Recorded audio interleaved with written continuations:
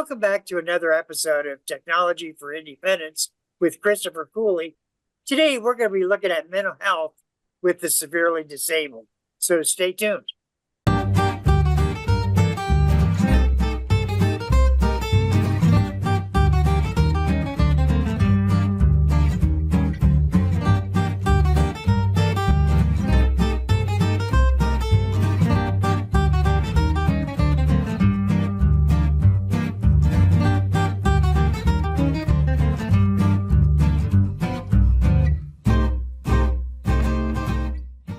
Welcome back to another episode of Technology for Independence with Christopher Cooley. Christopher Cooley is going to be talking with Jetta Knox, who is going to be talking about mental health in the severely disabled individuals.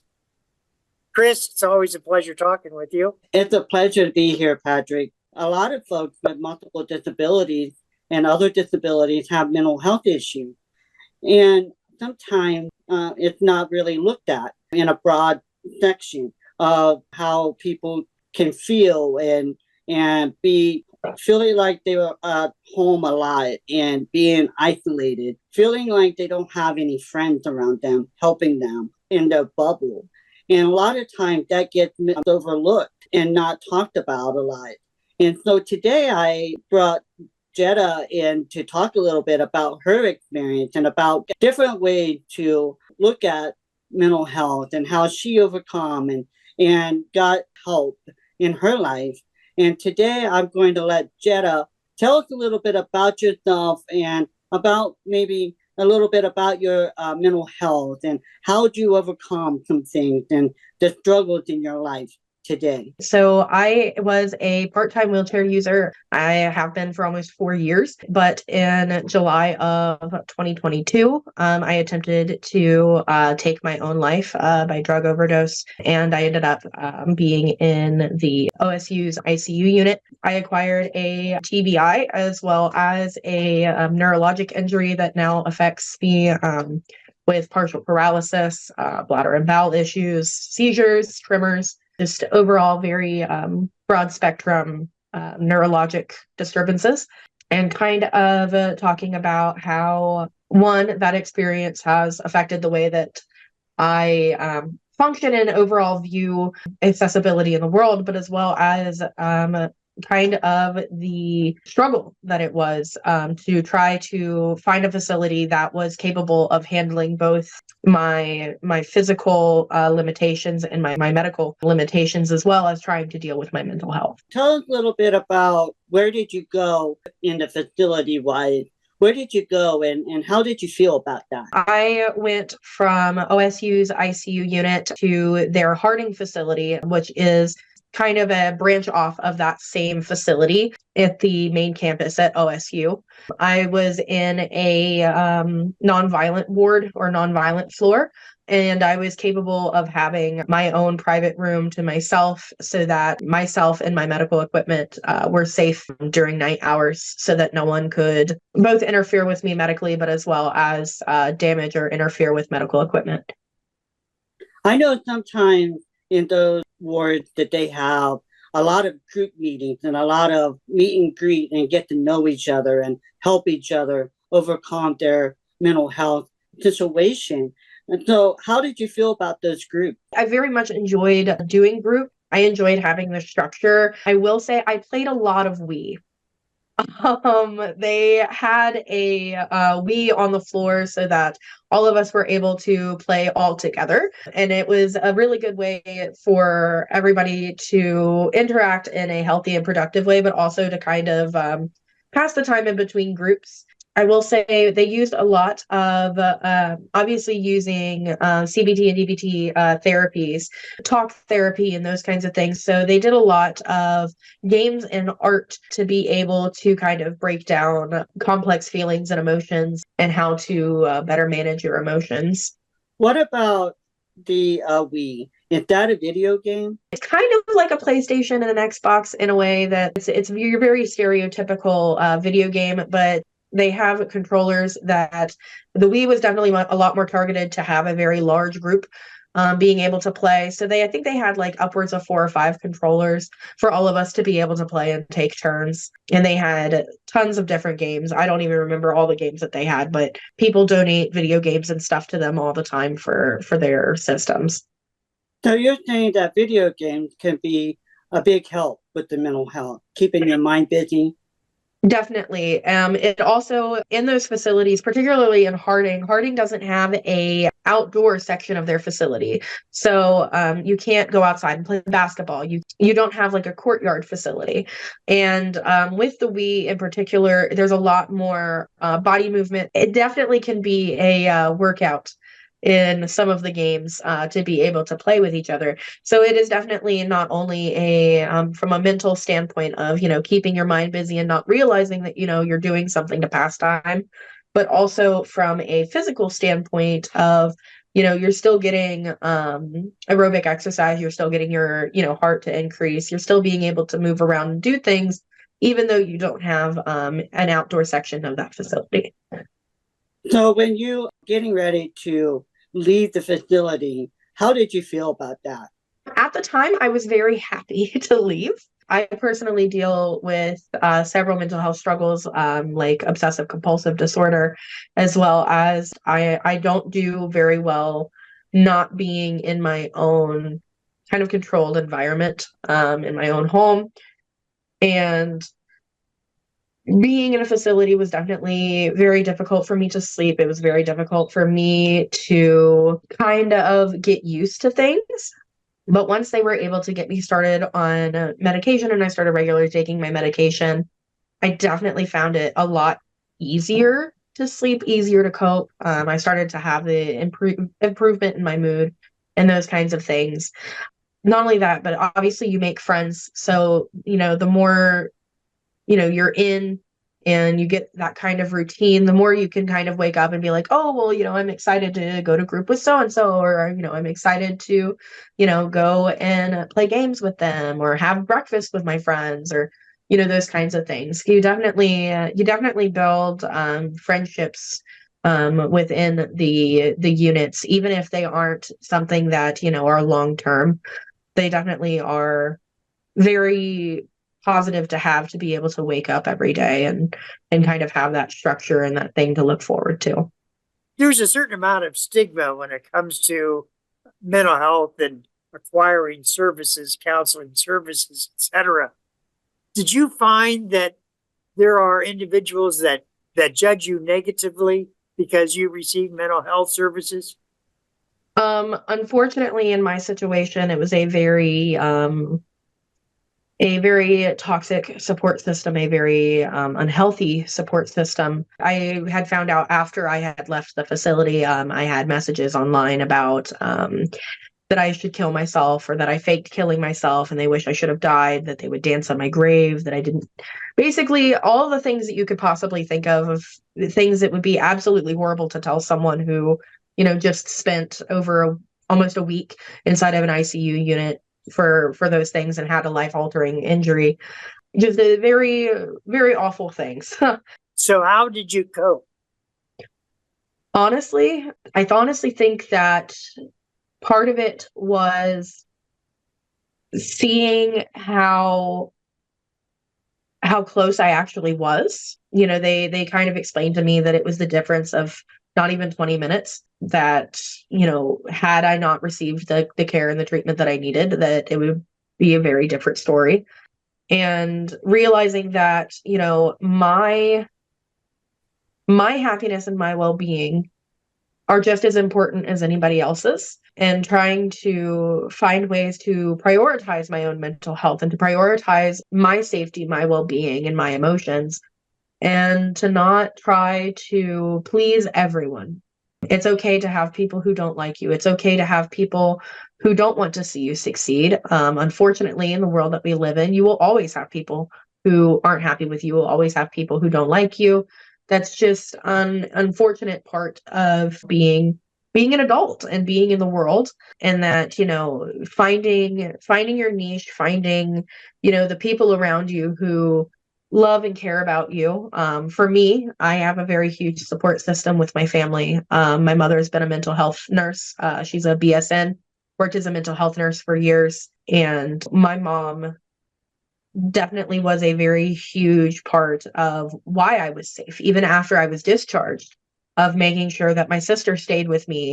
I stayed with my parents for almost a month after I was released so that I was able to have accountability and to have, face-to-face contact every single day to talk to my family. If I, woke up in the middle of the night and I felt really bad again, or if I felt suicidal again, I was able to just go down the hall and talk to my mom, or go and talk to my cousin who was down the hall as well. I had those resources that at any point in time I could speak to someone about the way that, I was feeling.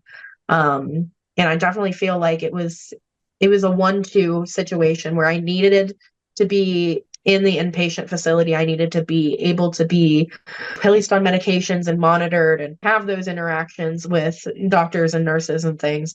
But then at the same time, when I was released, to be able to have that kind of support system where it doesn't just magically go away when you're released from that facility. It's definitely a learning experience. And I definitely, I still am learning. I'm still learning new ways to try and cope and manage. But especially, like, I would say probably within that first year was a very big change, a very big way to cope and learning to manage my emotions. But also, people don't really talk about after a suicide attempt like that and acquiring permanent disabilities and things, that there is a level of guilt. There is a level of struggle that you don't want to do it anymore. You don't want to deal with it anymore. You don't want to be sick anymore, which, part of the reason why it happened in the first place was because I was chronically ill before my suicide attempt, but it kind of, it snowballed and exacerbated itself after the suicide attempt. So it was definitely something that I myself had to cope with and learn to forgive myself and learn to forgive my own learning curve. A lot of folks with multiple disabilities feel isolated, and sometimes mental health can come into play with being isolated, feeling like, nobody's coming around, or they're not getting out and being able to do the things that they want to do for various reasons. They don't have transportation, or they don't have enough staff to help them in their homes and help them be able to get out and do more. Do you think that isolation is some mental health that you experience? Oh, absolutely. In my unfortunate situation, my romantic relationships as well as my own interpersonal friendships played a very huge role in my feeling of isolation and my feeling of desperation, of feeling like nobody cared and feeling like, I was hopeless, that I was always going to be sick. I was never going to get better. I was going to be disabled the rest of my life. And, that things as I get older got harder and harder. And it definitely played a very huge role in that feeling of isolation. I felt very alone. I felt like nobody cared. And, even with my own family, my family has always seen me as very much very independent. I was living on my own by the time I was 18 and taking care of myself and things.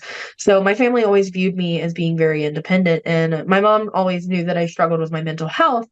But I don't think that even my own family really ever thought that I would go through with actually, trying to end my life. Self-harming behaviors, absolutely. I mean, I've struggled with it my entire life, but I don't think that anyone around me truly thought that I was going to go through with it, and especially to go through with it in such a extreme manner, which I took a exorbitant amount of neurologic based medications and blood pressure medications, all of which caused me to be hypoxic. Basically, my blood pressure tanked and my heart was very sluggish. It could not beat effectively enough to power my brain. So that's kind of what caused that brain injury. So you were talking about a tracker device or tracker app. Can you tell me a little bit about that?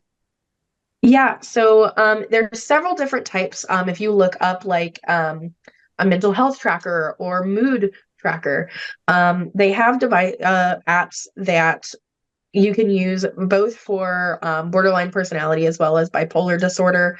You can also use it for depression and anxiety, but usually it's for people with personality or mood disorders, to kind of track their moods throughout weeks and throughout months of kind of how that mood waxes and wanes.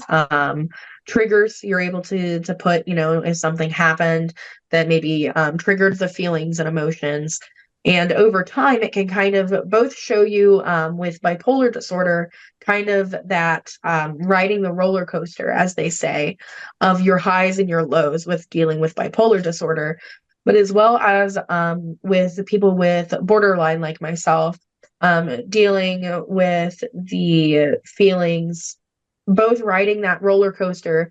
But with borderline, it's just a lot faster of a roller coaster. Bipolar disorder is usually categorized by weeks of, extended periods of those emotions, whereas with borderline, you can kind of change very quickly. When I first got out, I used them to help with both medication management, of being able to see if my medication is working, if my medication needed to change, but as well as being able to kind of hold myself accountable for being able to tell if I was going back into a major depressive episode where, I was at an increased risk for harming myself, because I've dealt with it for so long. You become very very used to it. It becomes your normal. I mean, it's something that, you have to learn to cope with, and as unfortunate as that is. So it definitely helped me be a little bit better about recognizing triggers within myself and being able to recognize the triggers around me as well, and things that I needed to avoid or be more mindful of, if it's triggers that you cannot avoid in day-to-day life, as an adult. To be able to be like, oh, well, this thing triggers me. Maybe I should be more mindful of how I talk or my tone or how I manage those situations, if it's something that you cannot avoid. We have so many rehabs and so many mental health places popping up here in Ohio, and it's hard to figure out which place would be good for us. Do you have any recommendation of a place that would be a great place to check in? Let's just say an individual is having some mental health issues and feeling alone and sad and just don't know what to do. Is there a place that you would think that would work good for them that you may know of? Yeah, so there's two facilities, and those two facilities are going to meet different criteria for individuals. So for me personally, I kind of had to choose, because I am physically disabled in a wheelchair, as well as having an assistance dog. I myself had to make the choice of having my chair or having my assistance dog, because I could not have both within Dublin Springs inside of Columbus, because they did not have a facility that I could be alone with my wheelchair and make sure that my equipment was safe, as well as myself, during nighttime hours. So I ended up going to the Harding facility. I was able to have a private room where, my wheelchair and myself were safe at night, and being able to be monitored by one of the nurses 24/7 without having to worry about anyone interfering. Whereas I myself, I have friends who are disabled but able-bodied in that sense, who require an assistance dog, and in that case Dublin Springs offers you to be able to have your assistance dog with you. They have a fenced-in area outside where you are able to take the dog. They have an outdoor section of their facility. They are able to manage the service dog aspect of disability a lot better than Harding's facility, because they don't have a way to allow the dog to bathroom without having someone come in and bathroom the dog regularly. Which unfortunately my family all lives very far from Columbus. So it was just not something that I could do within the Harding facility, to be able to have my assistance dog be able to toilet regularly, as well as have my chair within their facility. So some words of wisdom that you'd like to share to the listening audience about individuals who do have either a small problem with mental health or a large problem? Definitely that as much as in the moment it feels like it's the answer, killing yourself is not the answer. And I know that everyone, every PSA you see, everything that you see about mental health, people are like, killing yourself isn't the answer. And me telling you that killing yourself is not the answer is not something that in that moment, in a moment of desperation, is going to change that person's mind. But I will say something that has always very much stuck with me is that it's a bad day, not a bad life. And, there's always going to be someone worse than you. There's always going to be someone who maybe isn't as bad as you, or, you can look at them and they're being like, oh, well, they're doing just fine. And comparing yourself to other people is not a way to live. Everybody's mental health is different. Everybody's low threshold is different. Everybody's strength is different. Everybody can hold a different weight. Just because yours is, I don't know, a loved one passed away and that's, your extreme low, doesn't mean that that's any less than someone, like myself who, suffered the huge loss of my mobility and the huge loss of, my independence, because of disability. It's no different. You deserve to live, you deserve to be happy, you deserve to have a quality of life. No matter what anybody else tells you, no matter what, the situation is, no matter what the world around you is telling you, you do deserve to have a quality of life. You deserve to be happy. You deserve to be treated as human. We are human, all of us. And there's no reason that we should look down on somebody else because they are struggling.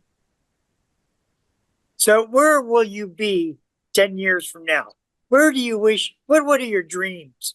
What are your goals? So I've always said, I've always wanted to go back to school and be able to do wheelchair seatings and work with individuals with disabilities and working with adaptive equipment. Unfortunately, I don't foresee me being able to do so because of the schooling requirements and because of my own disabilities. But I've kind of talked about the idea. I would love to be able to go to schools or go to hospitals or work with people who are in similar situations to mine, who maybe, are new to it, or people who, have never experienced something like it. Especially, like, I would love to talk to young people in particular, for the fact that, the perceptions of mental health and our perceptions of suicide, we really need to work with the upcoming generations just as much as we do of the generations now. Unfortunately, teen suicide and suicide, in general, the numbers are climbing, unfortunately. Do you know a suicide number that folks can call if they need to? So 988 is the National Suicide Hotline. You can access that anywhere within the United States at any point in time during any time of day. It doesn't matter if it is 1 o'clock in the morning or 10 in the evening. They are always there. They also offer, you do not have to call and talk to them if you are in a situation with your home life where you don't feel safe being able to communicate your feelings and emotions over the phone. You are able to text 988 and speak to a crisis counselor about, your feelings and your emotions. And I also suggest that don't be fearful of asking for the help. Don't be afraid that it's going to be this huge thing. Most of the time, if it's nonviolent in nature, they come get you, they take you to the hospital, you talk to someone and you go through that process.